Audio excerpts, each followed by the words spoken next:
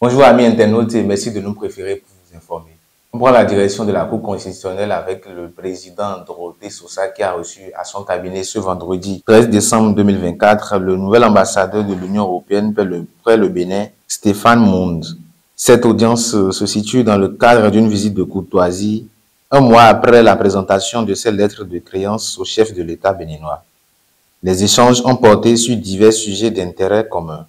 La ministre des Affaires sociales poursuit ses activités sur le terrain. Cette fois-ci, c'est en marge de la campagne d'activisme contre les violences faites aux filles et aux femmes, édition 2024, qu'elle s'est entretenue avec les élèves du lycée des jeunes filles de Paracourt le samedi 7 décembre 2024, en présence du directeur de cabinet du ministre de l'Enseignement secondaire, de la formation technique et professionnelle, ainsi que des autorités du dit lycée.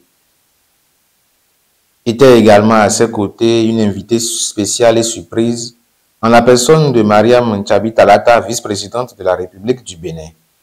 Parlons à présent des éliminatoires de la CAN féminine Maroc 2026, dont le tirage au sort a eu lieu ce jeudi 12 décembre. Le Bénin a hérité de la Sierra Leone pour le premier tour.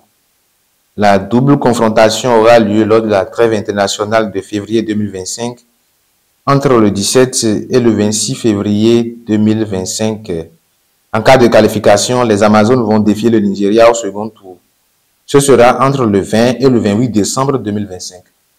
Dans le reste de l'actualité et au Mali, la ville de Léré subit un blocus djihadiste depuis plusieurs semaines. Le Jimn, groupe de soutien à l'islam et aux musulmans liés à Al-Qaïda, a décrété le 29 novembre dernier un embargo sur cette localité de la région de Tombouctou, située à une soixantaine de kilomètres de la Mauritanie. Une stratégie déjà mise en œuvre à plusieurs reprises dans diverses localités, dans le centre et dans le nord du Mali. Il y a un an notamment, la ville de Tombouctou elle-même subissait un important blocus. Désormais, c'est donc la Léré qui est sérieusement perturbée par les djihadistes, ce qui n'est pas sans conséquence à Tombouctou.